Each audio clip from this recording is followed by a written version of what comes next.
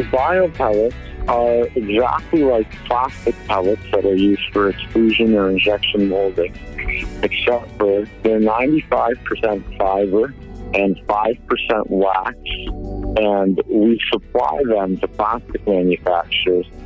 And what happens is they mix them in with the existing compounds, which are pure plastic, and they produce a stronger, lighter product, and they also reduce their cost of production. From MJBulls Media, it's the Raising Cannabis Capital Show.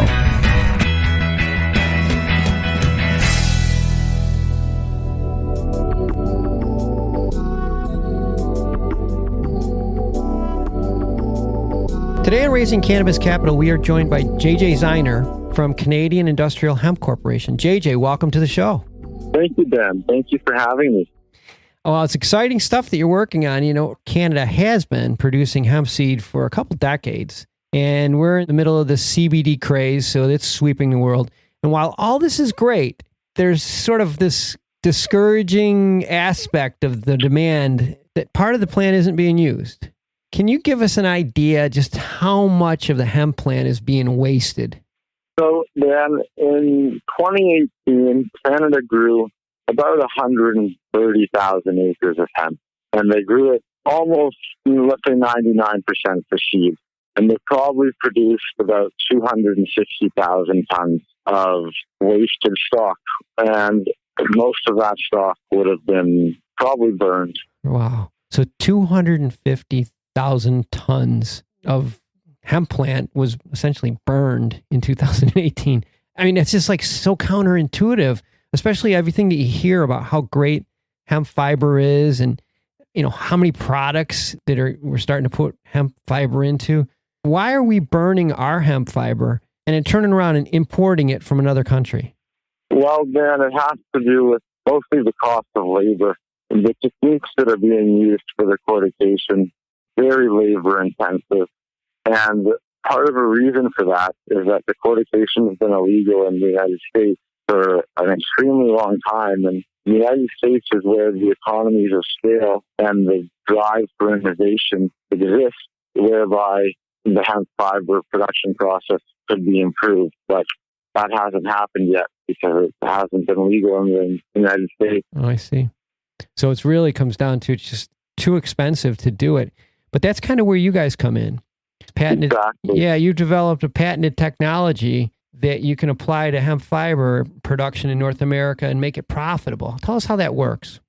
Well, essentially, it's a business automation system that integrates with the manufacturing facility itself to automate all planning and production, monitors your order book and your inventory, and it basically runs the business for you. And really critical factor when you consider we're trying to process 50,000 tons a year of fiber and deliver specific quality controlled fibers to each customer. Mm-hmm.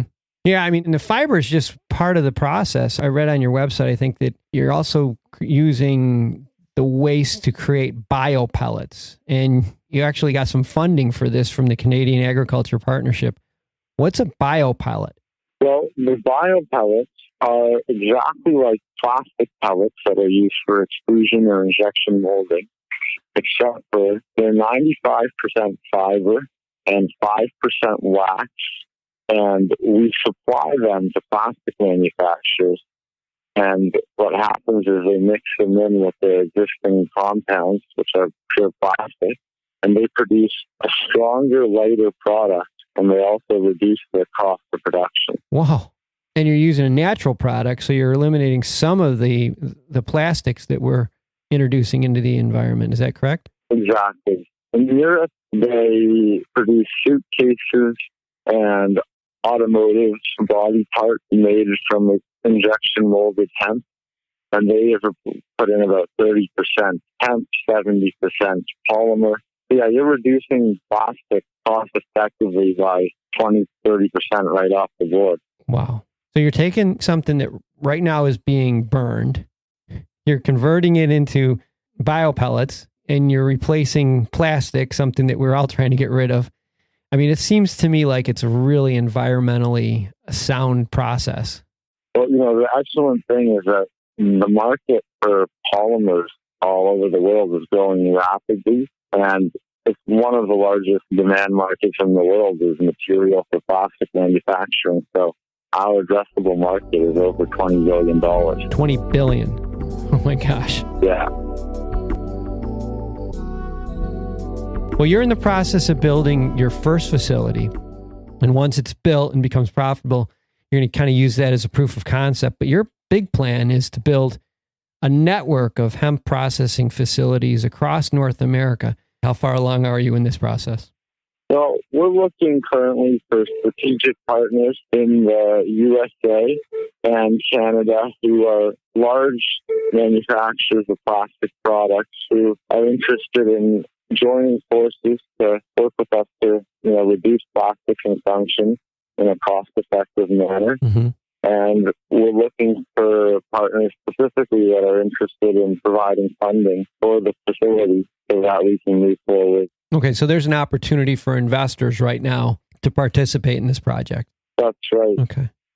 And if they're interested, how do they get in touch with you? If they're interested, they can shoot me an email by going to the website, which is www.cihcorp.com. Yeah, there's a great video on there about the process, and there's a lot of real good information on your website. It's very informative, JJ. So I'll have all of Canadian Industrial Hemp Corporation's information on the MJBulls website. So if you didn't get his email address, you can definitely just jump on the MJBulls website. We'll have it all there for you. JJ, this is really exciting stuff. I wish we had more time to dig into this. Maybe you can be back on the show on another day. Absolutely. It was a pleasure. Thank you for having me. No, it's my pleasure. Good luck with this.